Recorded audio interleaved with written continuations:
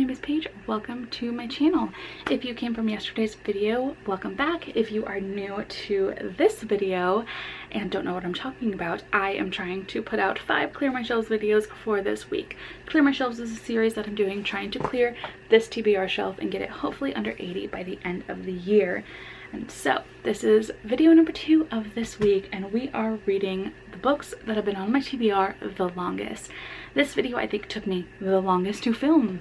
I believe I started reading some of these books in January. Yeah, I think it was January. So it is now currently November as I'm filming this. So it's been quite a while that I've been holding on to some of this footage. But in my last video, I told you that I ended with 124 books on my Clear My Shelves, on my TBR shelves, I mean. And so, if we are able to finish all of these books in the series, we will be quite a bit lower and moving my way towards my goal of 80. So we're gonna go back to the past and see what I thought about some of these books that have been on my TBR the longest. All right, I am almost done with this book, and I really could have waited until I got to the end to update you on this, but I just want to say that I am shocked by how much I'm enjoying this book. It makes me sick to my stomach and makes me very, very angry, but it's also just like so compelling to read. And I think knowing what the series was about and having watched the first 3 seasons, I believe, and having that background really makes me understand what's going on, like the little tiny details that are thrown into this and the things that are left unsaid in the writing, I feel like are more powerful for me because I have seen the show and I've seen some of those things played out, and it's just really cool to just see some of those moments on the page where, I don't know how to explain it, like our main character, who hasn't been named as of yet, at least I'm pretty certain she hasn't been named as of yet, but we know that her name is June. There's just so many things that she does in this that I feel like are so questionable, but at the same time, like, without it having to be written, you understand why she's doing it. Just her need for survival, the way that she is just kind of falling in line with all of these things that she doesn't believe in just because she wants to live, just because she wants to have the hope that she will see certain people again, is just so intriguing. It's so scary, and it makes you just wonder what you would do in that situation. And I feel like I would probably be similar to June, and I would just do what needs to be done to live, you know? So it's very relatable in some aspects, and it's frustrating in others just because you want her to have more for herself, but you know that her trying to branch out and rebel against certain things would just mean danger for her. It's just really interesting, and I enjoy how much the series stays true to what's happened in this book and all the little beats that it hits. Like, I feel like everything that I've read in here, nothing has shocked me, nothing has been like, oh, that's a massive change, aside from some character ages. But other than that, it's like really true to the story that we saw in the TV series, which is what I watched first. I know that this came out first, but I'm having a really good time with that, and I am really eager to finish it. I've been wanting to finish it every single day. I just have to work, and I can't read while I'm at work sometimes, so I haven't been able to finish it as quickly as I wanted to. But tonight we will finish this, and I will let you know my final rating. But so far it's feeling like a 5-star. It just is ominous and eerie and heartbreaking and angering, and I really like it. I really like it. Okay, that's all that I wanted to say. I will check in a second when it's done. All right, I'm getting ready for bed, but I just want to tell you that I finished this and I really enjoyed it. I don't know what it is about like ominous feeling dystopian like stories that sometimes just really do it for me. Not always, but this one had a few moments in it that just like evoked emotion in me that I remember feeling when I read Station 11. And there were a couple of parts too, or just one part that I ended up highlighting a couple of lines. One that said, I didn't know it would be the last time, or else I would have remembered it better. And then, I've mourned for her already, but I will do it again and again. And it just reminded me of a couple of parts in Station 11 where one of the characters was just thinking about all of the little tiny moments that he remembered about certain people that he loved throughout his life, and not really knowing that that would have been the last time that you spoke to them. And there's something just like so heartbreaking about reading that in some sort of like post-apocalyptic, pandemic-esque or dystopian-esque book where the character just doesn't know the fates of so many of their loved ones. It's just like gut-wrenching, so gut-wrenching, and I kind of love it. So this was really good. And then the ending too. The ending, I've already filmed like a couple of clips of this. Did I say that the ending did something that I've never seen done before? So the ending, or what you think is the ending, is not actually the ending, and then it goes into historical notes on The Handmaid's Tale, and it's written in the point of view of people like in the future looking back on The Handmaid's Tale. And it's so interesting. I found that bit so cool. If I wouldn't have been listening to the audiobook, I 100% would have stopped reading and wouldn't have gotten any of this information. So I feel like Margaret Atwood added a few details of things that she had looked up and embedded that like real information and her like research into this like fictional researcher explaining certain things. It was just really cool. It was a lot of cool information, and I feel like I need to reread that very ending part to gain more from it. But it was just so cool. It was so cool. Like I was just so blown away by that type of ending. I don't know how to explain it. I don't know what it's called. I didn't major in English, okay? But the ending, awesome, amazing. The feelings I got from this book, awesome, amazing. Well, kind of awful, but the way that the writing was just so simple and it still made me feel all the feels was just top notch. So I recommend this one if you have not already read it, and if you're an angry woman too and just want to be angry with this book. Yeah, I definitely recommend this one if you haven't already tried it out. But it is different than the TV series, but there are still so many elements that are similar, and I enjoyed getting to see those pieces in the book.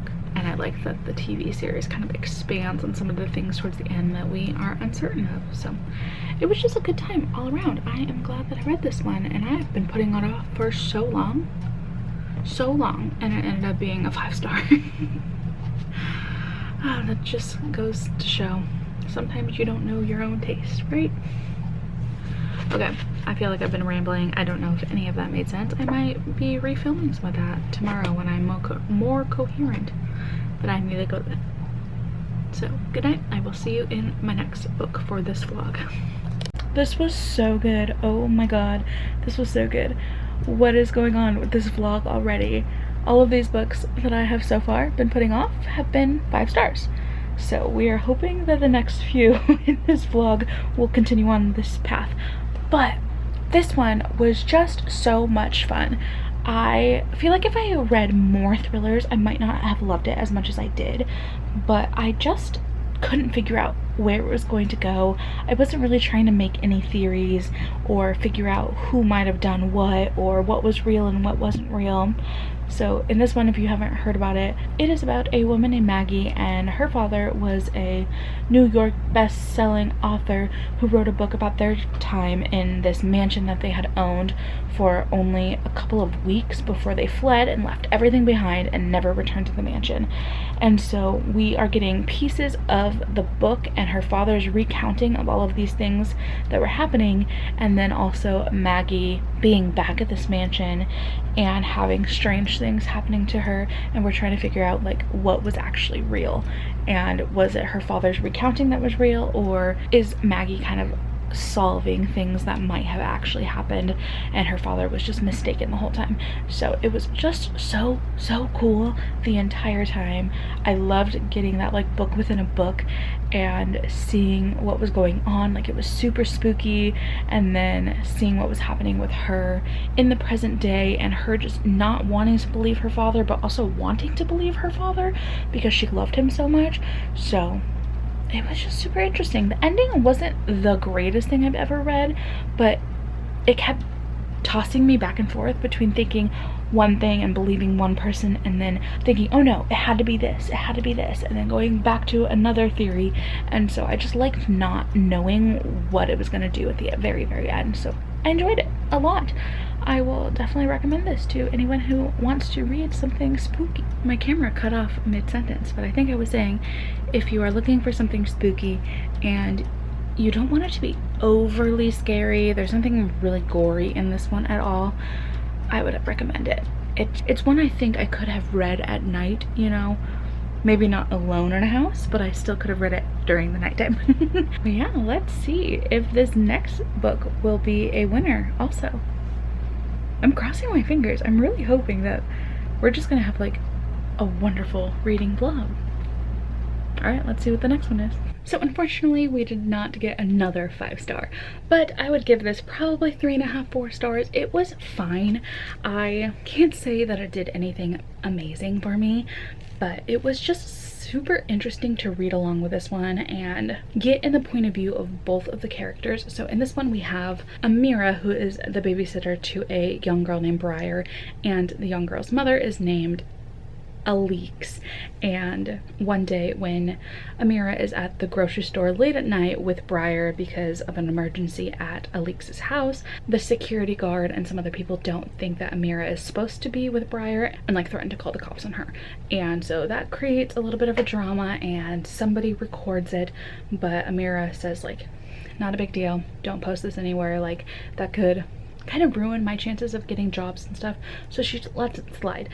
But right after this point, Alix starts to form like a strange sort of obsession with Amira and wanting to make sure that Amira knows that she's a good mom and wanting to make sure that Amira likes her and that Amira stays working for them this whole time. So we get to see like Alix's point of view on why she's so worried about Amira, thinking that Alix is a bad person, and it's just a strange little story. It's not bad by any means. It is frustrating because Alix is frustrating, and there's another character in this who ends up being a love interest, and he's a little, I don't want to say strange, but his relationship with Amira is kind of tainted by some of his past interactions and people that he knew. So it's entertaining and I kept wanting to keep going just to see what happens, but I already don't think about this much. It was good, it was written well. I think I would pick up more from Kylie Reid, but I just don't think that this stood out as much as I feel like a lot of other people felt that it did. I saw a lot of 5-star reviews on this one, and it's not bad. I just don't think that it's necessarily amazing. But Amira and her relationship with Briar was so sweet, so precious, but the ending did kind of get a little cartoony for my liking, but still good. I would recommend it if you haven't picked it up yet. It's fast, it's a super fast, easy read. So yeah, I'm glad that it wasn't a 2-star or 1-star, so that this vlog can stay super duper positive. So let's see what the next book gets for ratings. I have been trying to film this clip or find time to film this clip for so long that I have since read the last book for this video. So we are finishing out the longest books on my TBR. These guys have been hanging out here for so long. This one, the longest, so I saved it for last. So let's talk about The Lost Hero by Rick Riordan. This is the second series of the Percy Jackson universe, and I had a very hard time wanting to keep going with this book. It's not that it was bad, it is just that I have since been so far removed from Percy Jackson that I read, I think in 2020, for the first time ever, loved it, had so much fun with it, but it has been quite literally years since I read those books. I forgot who the characters were, I forgot the dynamics between them, I forgot the entire world basically. I knew enough of it, I knew enough to keep me going, but we are introduced to a whole set of characters that we did not meet in the previous series, so that was something else that I had to get used to because it was different characters that I hadn't formed attachments with.